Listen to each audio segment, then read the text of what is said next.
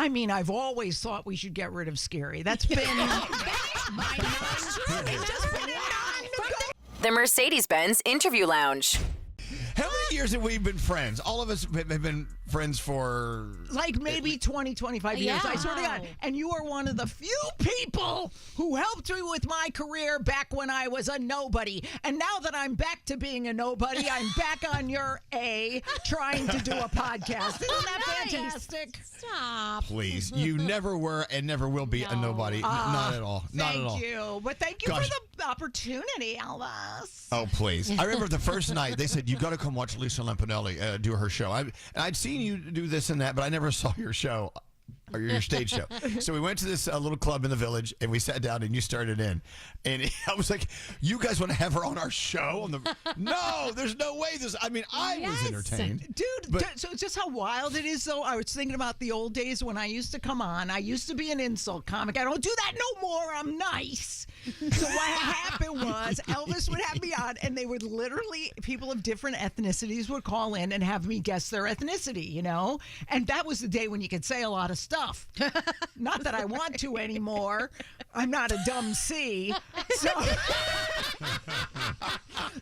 we save it all for the memory bank and relive it that way. But don't you remember, like, if you didn't insult, like, say you didn't insult Italians that day, right? Correct. The Italians would call and say that they were mad at Lisa for not insulting them. Exactly. I mean, I'm so shocked Italians complained. No, it was literally like they wanted to be included. And that's why I'm lucky enough that I had the career when I did, because back then people were like, oh, include me. And they all had a sense of humor. So I just like to say, when I retired in 2018, I canceled myself before I could get canceled. I said, I'm done.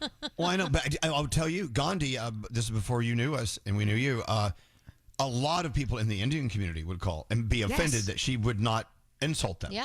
I mean, know. Just offended. I believe it. I encountered her when I was an intern, and she got me immediately, and I was like, oh, I like this. Oh, you did? That sounded very sexual the way you just did that. I enjoy that. Wow. So, God, the last time we spoke was at the wedding, I think. That's been 4 years. We've talked since then, haven't we? Well, we've talked. I've run into you in the studio, and you've given me that, oh, I'm so famous and you only have a podcast, Lisa thing. Wow. I never ever did and I was that. like, oh, I get it, Elvis. You're elevated, and I'm That's not true. No, That's I'm just not kidding. true. No, we bumped into each other, but I have, you know what? We went to like the North Shore Animal League event, saving the little doggies and the kitties. We it was did. fantastic. And the rabbits.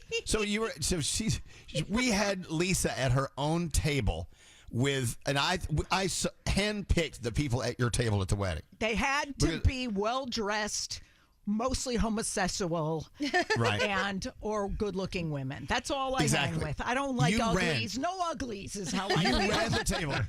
You ran the big gay table at the big gay wedding. I know. You were incredible. Thank you. Loved having you as their host. You were the official host. I actually said, Lisa, it's more than you sitting down at a table full of strangers, but you had people with you as well. So you are the host of the big gay table. Well, the good thing is I'm very entertaining. As you could tell, I have a terrific personality, and people enjoy me. Shut up, Danielle. I mean, I love you so much. And this other one, Gandhi's looking like she's convinced I'm actually interesting, but the rest of you are like, yeah, we don't care about her. I enjoy you. I have a good time. You. You're welcome. Well, that's how this whole silly podcast thing started, Elvis. Remember, Gandhi had me on hers, and then you're like, come podcast with us, and I got tricked into working for you for free. Were. Yes. See that? Actually, it's a gateway. Actually, you pay us in a way. We'll find a way. We'll invoice you. Okay, so Lisa Lampanelli's podcast is called Shrink This. Yeah. It's incredible. And you haven't missed a beat. You are still on top of it. You are ahead of the pack when it comes to your thoughts, your philosophy. You help people. Believe it or not, this crazy woman helps people. It's true. You really I am the life coach for the masses with the potty mouth. You know what I'm saying? Because I think humor has to be included in who I am, even though I'm a helpful broad. You know, people write letters, they compliment me, and then I read the letter. By the way, if you send me a letter, that's the only way you get on. Is at first it's a compliment, like you're beautiful, very thin, never needed Botox, ageless, timeless, great beauty, and the best comic who's ever lived. If they say that, then I help them, Elvis, because I'm a giver, as you know. As you know. She's a giver. Yes, I am. As you know, as I know, as we all know. Except not sexually. I'll tell you something, Elvis Duran.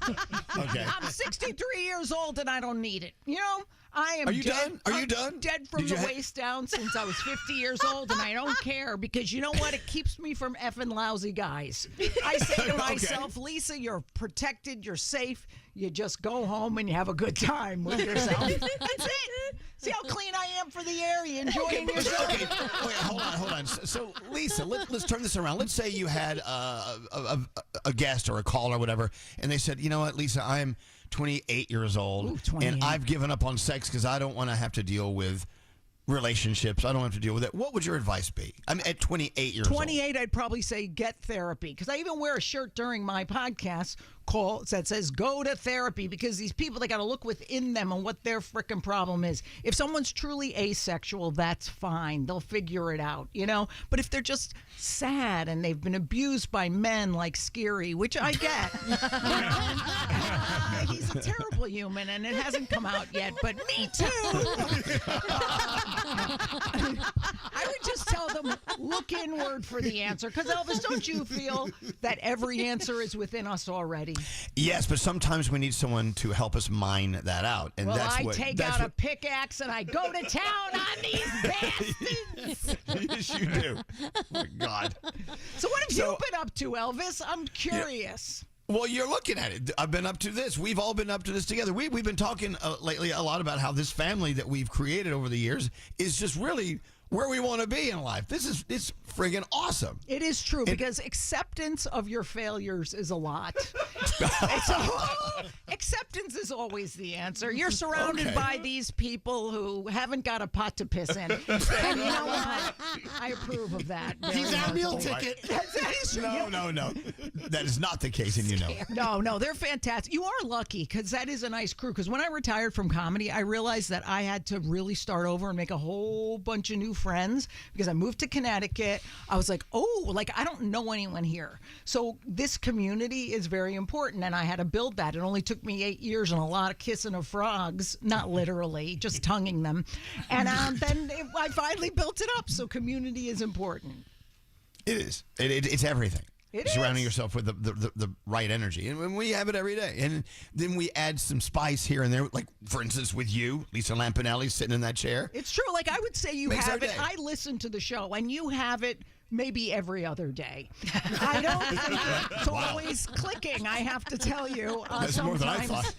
You're very generous. I'll send you notes. Don't worry about it. Yeah, how would you help us? No, I love you guys. You know that. Damn it. Girl, you good. Fair.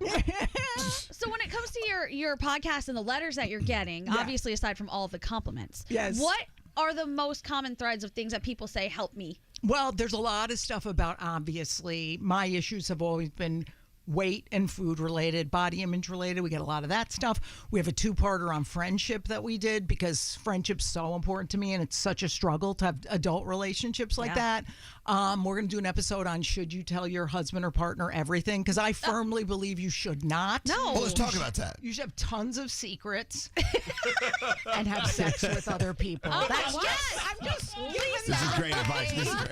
This is sound advice. I like this. Unless you have a hot husband like yours, Danielle. Thanks. Let me tell you something. I follow that cat, if I could call him that, on the Instagram. Yes. And he is cool as hell. He is, and he's a cutie. He's really cute. And he has He's all kept right. his looks, because some of these old guys, that's the problem, Elvis. That's why I don't care about not dating. Because if I went on, say, Silver Singles or Rhea for old bastards, I would get disgusting old 60-year-old men.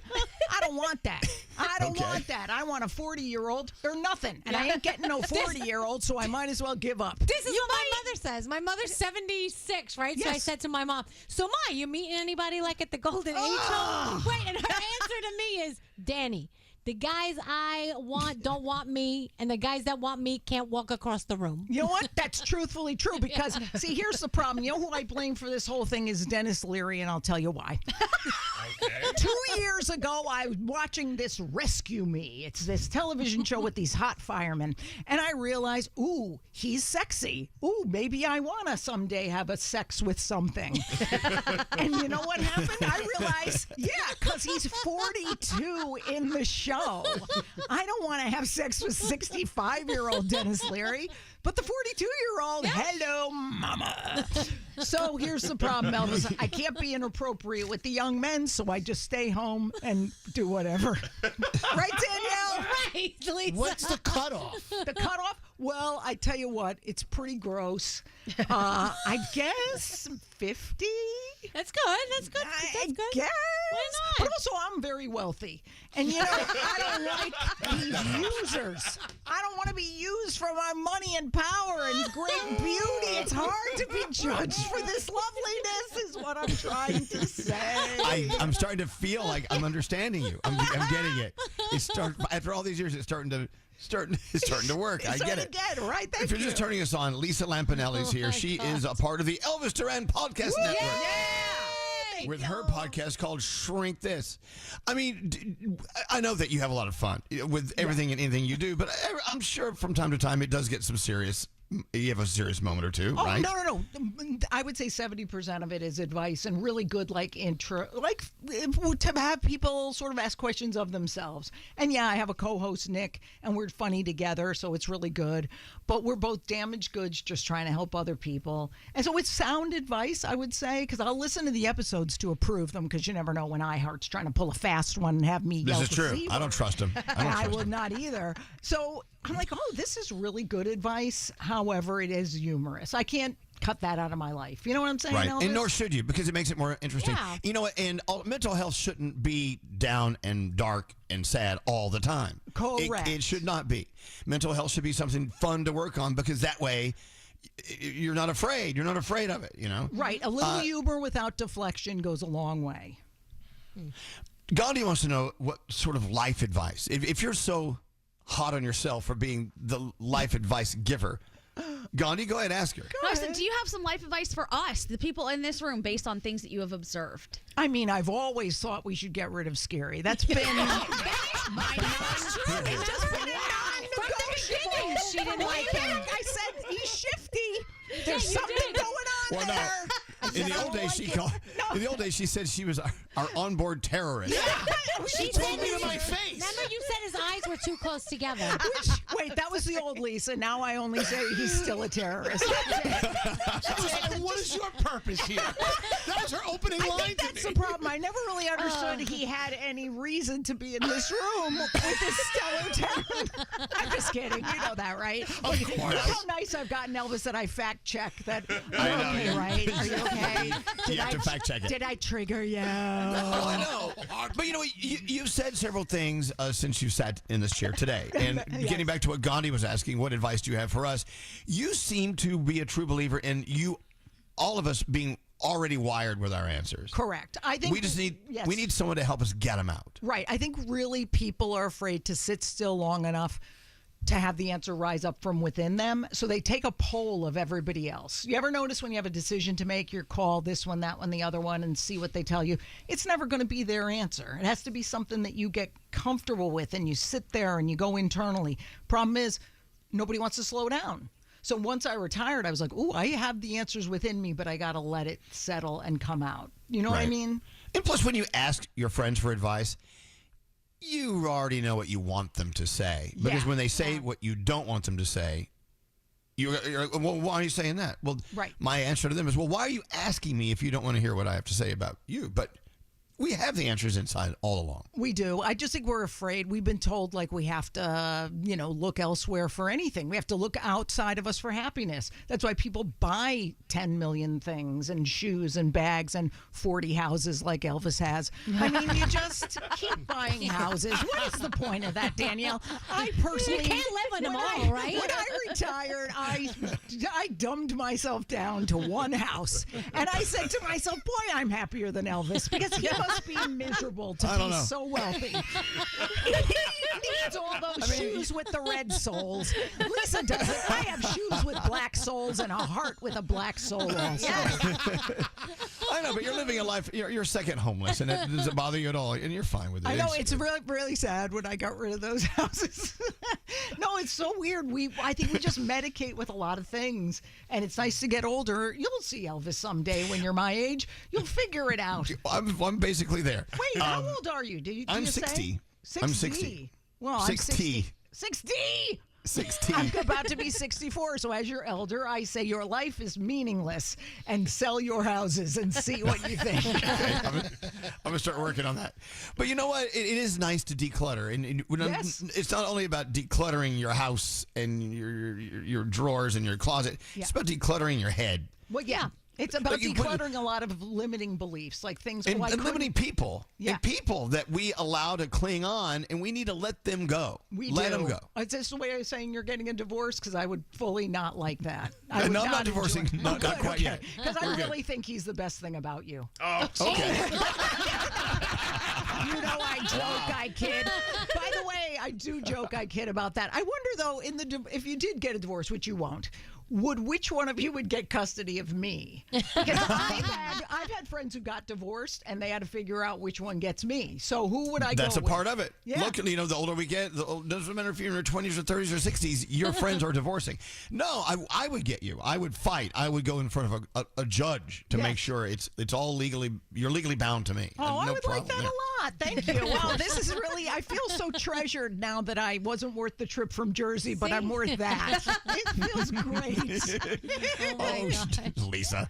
No. Listen, let's talk about the podcast. Yes, sir. Where are you going with this? What's the point? Listen. I know it's a stupid question, but it needs answering. What's the point of your podcast? You want 100% honesty? Yeah. Okay. When you texted me and said, "Hey, I liked your podcast with Gandhi. You should come podcast with us," I was like, wow, that's great, because Elvis Duran, you're one of my heroes and fans. I love you. I said, let's do this. And I said, let's do episodes to help people. And hey, if it takes off a little, it takes off a little. If it doesn't, it doesn't. I just want every episode to be fun. I don't like putting pressure on myself to achieve anything in life because it doesn't really make me happier. But coming in every week and doing a podcast and having a blast and laughing and working with the people here, it's been great. So that's you had a podcast before. I was a guest on your podcast several years ago. But that was in an inferior network. Well, no, it was. Is it a network issue? Was it a network issue or was it a you issue? You just weren't ready to do the podcast. It's someone else's fault. Okay. That's the one thing you'll learn on my podcast. Never take the blame for anything. No, they weren't bad. No, it was just a limited run, just like anything is. So, hey, I enjoy it. We have a good time. We'll see what happens. What do you think of that, mister? But what's the point? Helping people. That's all you've said. Well, if it boils down to that, then that's what? I'm a sweetheart of a gal. I try to coach people. Because that's the thing. You know me. I'm kind of a born coach. I like telling people what to do. Nobody listens to me in my life. So I can't give my advice to friends and family. Like, they're always like doing their own thing. So this way on the airwaves, I get to tell people and hope they do what's best. Yeah, and you're helping them with laughter as well. Thank you, miss. You're welcome. With hot husband Shell. Shell Bread. Hey, Shell Bread. How's it going? It is great, by the way. I just want to circle back to that he has kept his looks. Yes, and he's very handsome. And you never change either. Thanks. I resent it, but I'll work it out tomorrow in therapy at 11 a.m. Is it true what they say the people with the best advice are the people who really need the help the most? Yes, because every shrink is the most effed up person. You ever notice you only work on your psychology enough? If you're going to get a PhD and be a therapist, you're going to have a lot of problems. So I always look at my shrink and go, who you talking to, batch? You know what I'm saying? So yeah, we're the most horrible people, but we want good for other people. That's good. Okay, so you're putting yourself in that same category. Well, even though I'm great at helping others, maybe I need to be open to be helped myself, and I'm still struggling with that. Oh my God, constantly. No, I will never not go to therapy every week. I go. You still go? Oh God, yes. I go tomorrow at 11. I'm not joking around. Wait, do you make your therapist laugh? No, never. You don't crack any jokes? No, I during cry therapy? immediately because I always get very serious because I'm not there to entertain her. Okay. I say, listen, Pixie, which is her name, which is weird. And I have to bring that up tomorrow, too. I'm going to say, stop it. That's fake. That's fake, and I don't appreciate it. No, but I go right in. Because why waste time? I'm 63. I could be dead tomorrow. Wouldn't it be great if I was? No, it would be great because I do not fear death. I fear other people dying, but I don't fear my own death. So if I die, Danielle, tell Shell Brett I'm going to tongue kiss him in the afterlife. Just kidding. Oh, my goodness. I'm kidding. Okay, I want to get back to your therapist. Go ahead. Pixie. I mean, have you ever had a therapist that just looked at you and went, I don't know, I don't think I'm the one for you? No. I remember not a fit. I remember going with my first ex-husband. I remember going to counseling, with marriage counseling, and after 1.5 hours, the shrink goes, this is obviously a bad union. You should get a divorce. Oh my God! No, it was. Okay. He's right. He's right. The first half hour. I mean, you could assess that because I hated the guy.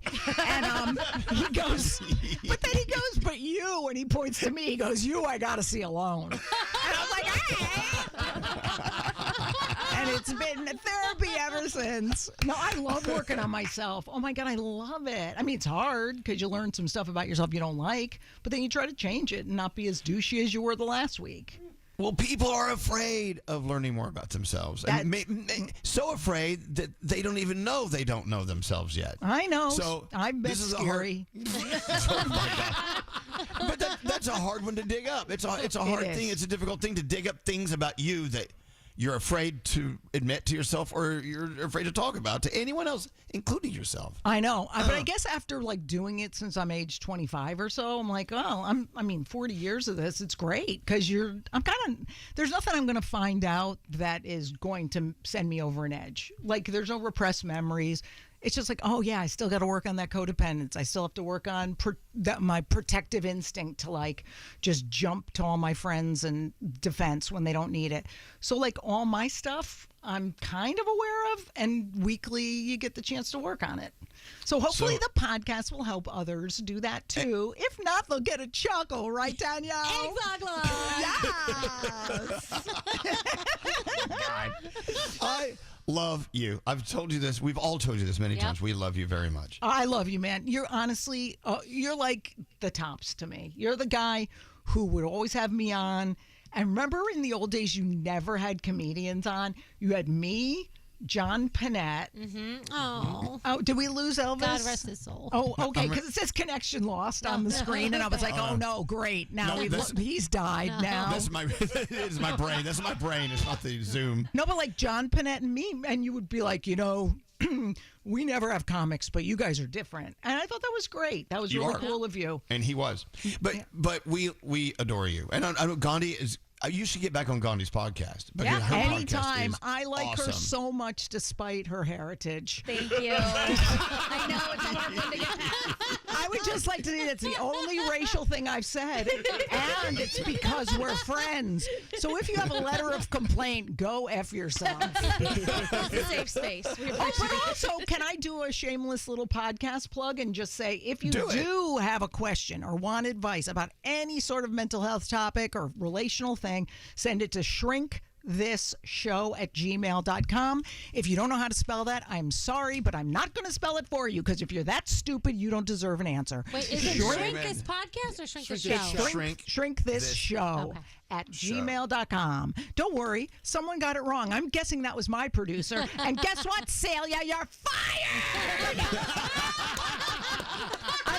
They give me an intern, and this is what happens. We love Celia. Just kidding. She is like my faves because she can take a joke with us. She's a good gal. But send a letter, give me a compliment, and we'll give you advice. Honey. ShrinkThisShow@gmail.com. Of course, it's Shrink This, the new superstar studded podcast on the Elvis Duran Podcast Network. And I'm serious. You really should hop on to Gandhi's podcast. No, I will. And Gandhi, you should go on hers. And we should all go on each other's. Let's do each other. I mean, hey, I promise you, Elvis, if you come on my show, you can do it from any of your 12 houses. I said, why not? And wear your fancy shoes, okay? Wow. According to you, I've sold like 7 7 houses since we started this interview. I This is know. I just fantastic. like exaggerating your wealth. It's fun. Stop it. I love you.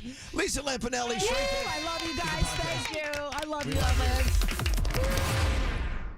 The Mercedes-Benz Interview Lounge.